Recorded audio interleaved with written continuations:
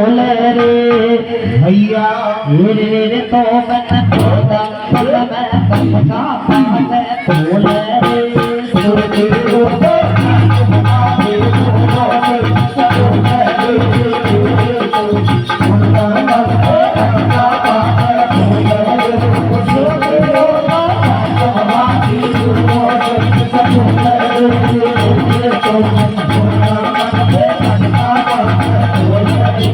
अब तू काली तू काल प्यार माँ तू कालन की कालो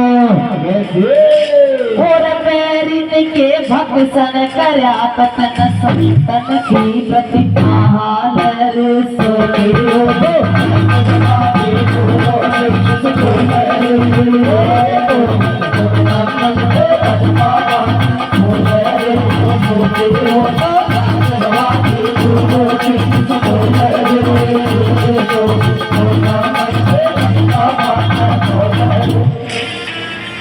आरे रे रे तो राणा ते वारे कारे राजा रे बाजा हाथ तो बाजा वो बाजा हारे रे गाजा आनंद बाबा मेरी कैसे आरे गाजा आनंद बाबा मेरी नहीं यार बाहर लगा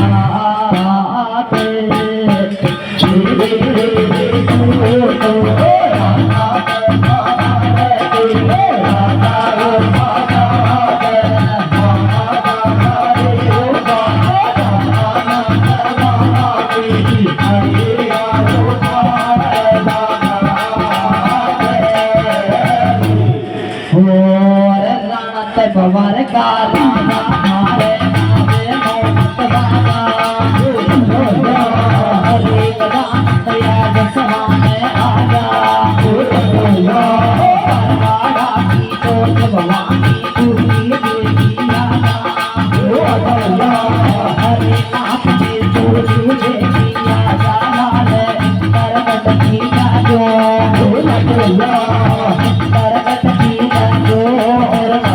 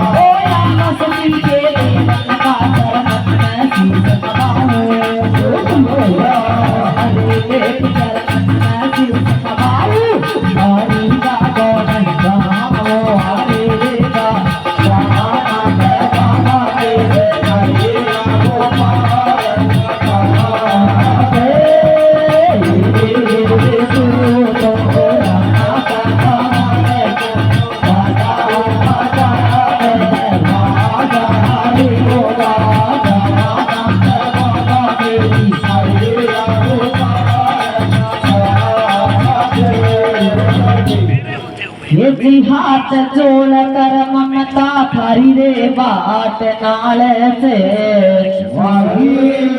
हाथ जोड़ कर ममता थारी रे बाट नाल से अरे वो तो न सुमरु रे वेवानी सोए से हाथ जोड़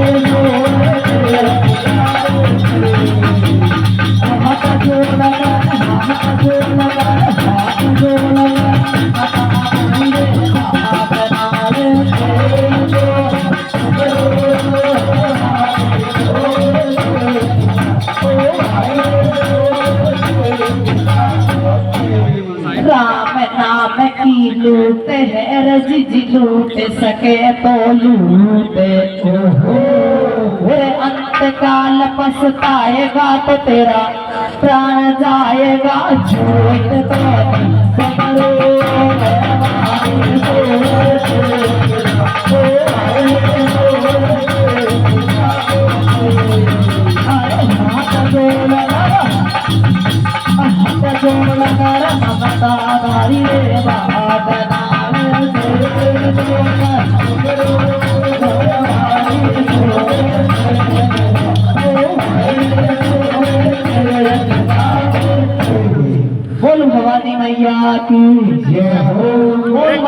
बली की जय हो।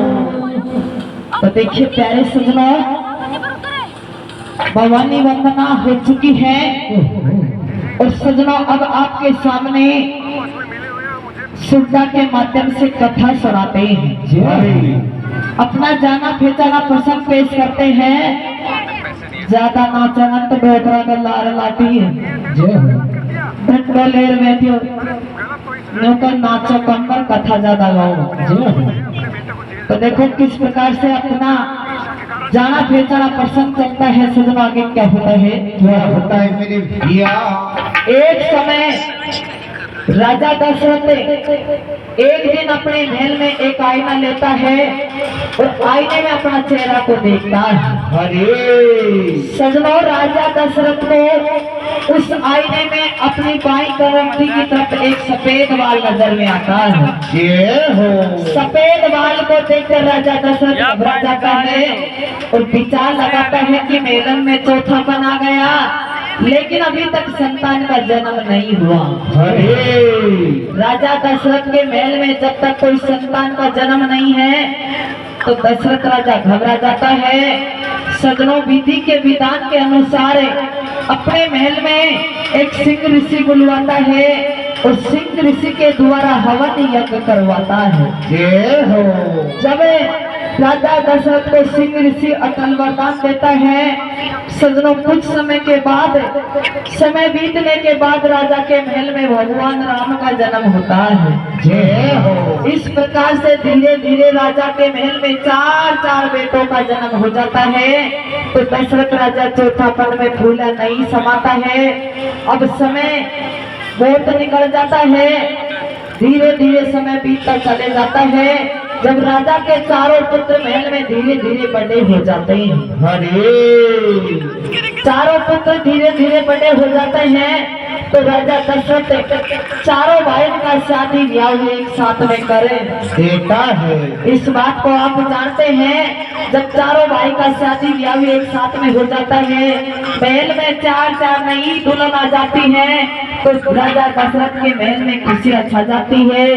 लेकिन समय बहुत इस प्रकार से आगे किस प्रकार से भगवान रामचंद्र के जन्म में किस प्रकार से उल्टी बुद्धि विपरीत हो जाती है, इस बात को भी आप जानते हैं। जब चारों भाई का शादी ब्याह हो जाता है, चार दुल्हन आ जाती है तो देखिए सजनों, जब बड़ा बेटा राम का राज तिलक का समय आता है तो राज तिलक के बदले भगवान श्री रामचंद्र को 14 वर्ष का वनवास लगे जाता है। इस बात को आप जानते हैं। जब श्री रामचंद्र को 14 वर्ष का वनवास लगता है, अपने पिता की आज्ञा का पालन करते हुए श्री राम भगवान वन को तैयार हो जाता है। रामचंद्र भगवान वन में जाता है, इधर सीता माता भी जाती है, लक्ष्मण भैया भी जाता है। प्यारे सजनों, तीनों प्राणी पंचवटी पे पहुंच जाते हैं और पंचवटी को अपना स्थान निवास बना के और पंचवटी पे रहने लग जाते हैं। लेकिन अब होता क्या है, वो पंचवटी से भी दुष्ट रावण सीता माता का हरण करके ले जाता है। जब माता सीता का हरण हो जाता है, अब राम और रावण के बीच में घोर संग्राम चालू हो जाता है। दोनों के बीच में युद्ध छिड़ जाता है, जिसमें राम की भी सेना मारी जाती है, लंकापति रावण की भी सेना मारी जाती है। सजनों, इधर वो लंकापति रावण का बेटा मेघनाथ एक शक्ति का प्रहार करता है और वो लक्ष्मण भैया को मूर्छित कर देता है। लक्ष्मण मूर्छित हो जाता है। हनुमान डोलागर पर्वत में जाता है, संजीवन बूटी लाता है, सुसैन वेद को देता है। जब सुसैन वेद उसको घोट के पिलाता है तो लक्ष्मण की मूर्छा जागृत हो जाती है। लेकिन इसके बाद भी मेघनाथ नहीं मानता है। एक निकुम्बला देवी का मंदिर था, उसमें पहुंच जाता है, मंदिर में जाके यज्ञ रचाना चालू कर देता है। अब जैसे ही यज्ञ में आहुति डालता है तो आसमान में धुआं ऐसे मंडरा जाती है जैसे कोई बादल छा जाता है। जय हो। उस धुआं को देखकर भगवान राम घबरा जाता है अपने बंदर भालुओं से कहता है, लक्ष्मण से कहता है, रे लक्ष्मण ये आसमान में आंधी कहाँ से आ रही है। जय हो। लेकिन सजनों इस बात को विभीषण जानता था, तो विभीषण कहता है भैया ये आंधी नहीं है, वो लंकापति रावण का बेटा मेघनाथ यज्ञ कर रहा है। अगर उसका यज्ञ सफल हो जाएगा तो ये सोने की लंका तुम बंदर भालुओं से टूटने वाली नहीं है। अरे तुम सोने की लंका को नहीं तोड़ सकते और सीता माता को भी कभी नहीं भेज सकते। जय हो। तो किस प्रकार से अब विभीषण का कहना से रामचंद्र भगवान कैसे लक्ष्मण को समझाता है, कहता है रे लक्ष्मण तुम जाओ और मेघनाथ को खत्म करो। अरे तुम्हें मेघनाथ को मारना होगा, उसका यज्ञ को भंग करना होगा और मेघनाथ को खत्म करके उसका शीश को काट के रामादल में लाना होगा। जय हो। इस बात को तो डोबरा जानते हो। अब देखो आपके सामने कथा, आपकी जानी पहचानी कथा सुनाती हूँ, ध्यान लगा सुनेगा तो बहुत अच्छी कथा है। कैसे मेघनाथ का शीश कटता है और शीश कट के जब रामादल में जाता है तो किस प्रकार से मेघनाथ की घरवाली कैसे अपने शीश पति के साथ में सती होती है। आपके सामने कैसे मेघनाथ का वध होता है और कैसे सती सलोचना शीश के साथ सती होती है, उसकी कथा सुनाती है। क्या होता है, क्या होता है मेरे भैया। बैठ जा, बैठो बाबू, लड़े को बैठो, बैठे। अरे रे रे यहाँ दीप उठे रे गाटा हसी रे छावे रे राहा में गावे ओरे जाले जा रे लाछ मान यहाँ काई हो तो आवे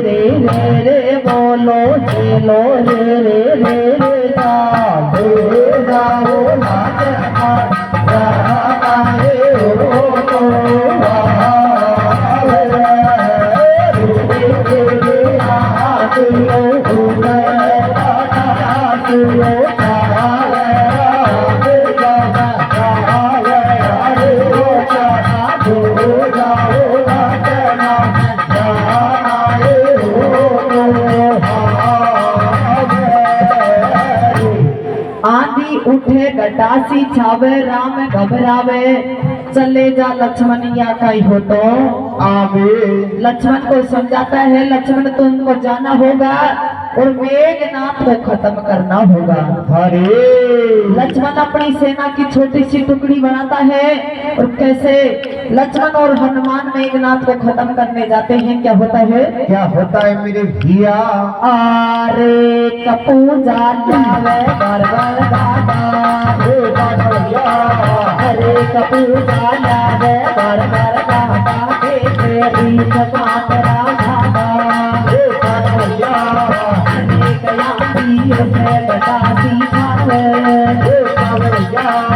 अरे कदे कर हनुमान घबरा कटुआ अरे कर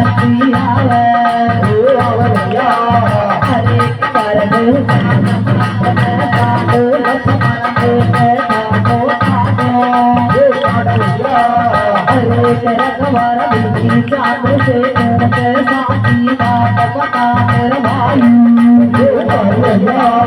अरे क्या सीखा सुहाई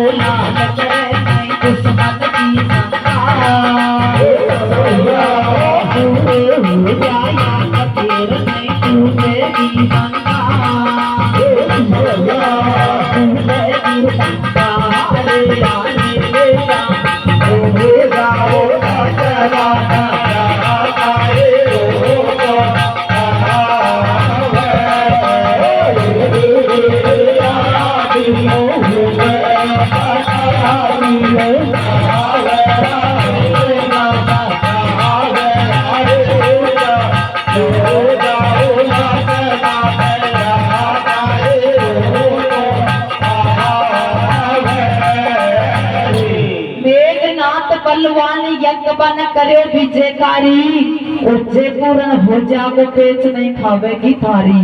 हरे बाबा सिकंदर को लाल करे नहीं दुश्मन की शंका और बाबा पूरो हो जाए यज्ञ फिर नहीं टूटेगी लंका। दे बाला दे देगा देख ले। का नाम है पटेल जी को?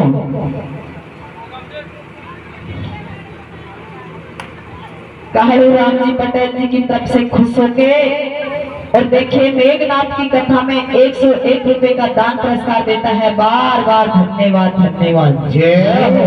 बोल भगवान श्री राम चक्र की जय हो। तो सजनों इस प्रकार से सारी सेना सजा के लक्ष्मण चले जाता है। अब कैसे मेघनाथ का शीश को काटता है देखो क्या कहता है। क्या कहता है मेरे भैया? और लक्ष्मण जी ने सैनी मारी मेघनाथ उतारी गे। लक्ष्मण जी ने सैनी मारी मेघनाथ उतारी गे।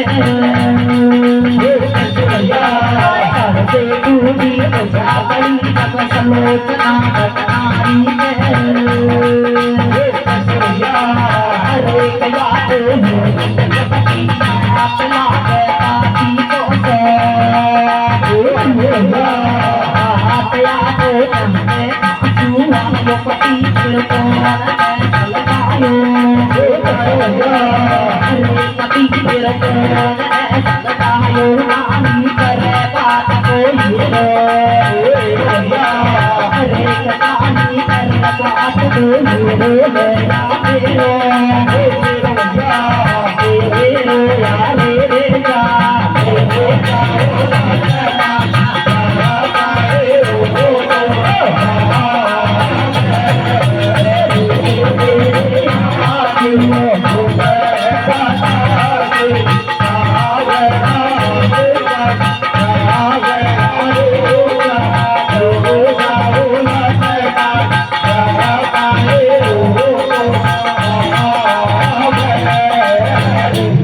लक्ष्मण जी ने सैंती मारी मेघनाथ उतारी के जब धड़ से टूटी भुजा पड़ी सलोचना ढंगनारी के। जय हो। लक्ष्मण सेना को लेके मेघनाथ का पास पहुंच जाता है। सजनों जैसे ही मेघनाथ को ललकारता है एकदम से मेघनाथ मंदिर से बाहर आ जाता है तो धोखा से लक्ष्मण सैंती बाण को चलाता है और हनुमान शीश को उतार देता है। जय हो। शीश को उतार के वो रामादल में ले जाते हैं। धरती कुमला देवी का मंदिर में पड़ा रह जाता है। कुछ समय के बाद मेघनाथ का धड़ से एक भुजा टूटती है और प्यारे से भुजा सीधी लंका में चले जाती है। लंका भुजा में चले जाती है। सती सलोचना घरों में बैठी रहती है। अपने पति की भुजा पतिव्रता नारी के चरणों में आगे जाकर कर जाती है। हरे सलोचना उस भुजा को पहचान जाती है मेरे पति की भुजा है। लेकिन पति यज्ञ करने गया है वो बहुत बलवान है कोई ने उसको धोखा से खत्म कर दिया है। जय हो। प्यारे सजनों उस भुजा को अपनी गोदी में उठाती है और पतिव्रता अपनी छाती को बंजर की बनाती है। रोना धोना छोड़ती है कहती है अगर तू मेरे पति की भुजा है तो मुझे सत्य बात बताओ तुमको मारने वाला कौन है। जय हो। सती सलोचना भुजा को एक कलम पकड़ाती है उस कलम के अनुसार भुजा कैसे सारा हाल लग के बताती है। देखो क्या होता है। क्या होता है मेरे भैया? और सलोचना नारी भुजा को सलोचना नारी भुजा को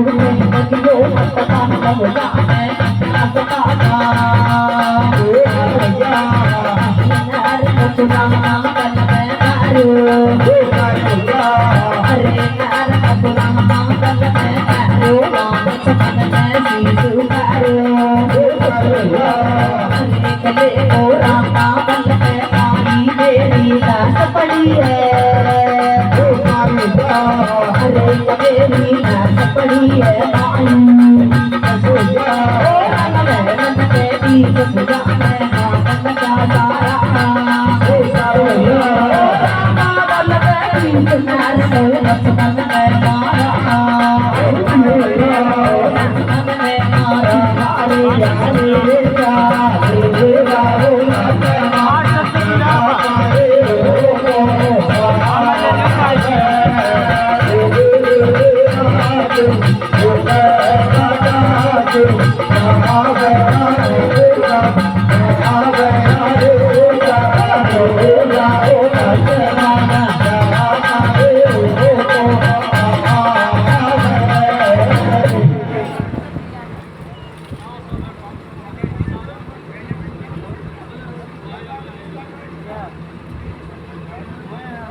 पहला रमेश जी की आओगी जब आओगी बाबा की दिन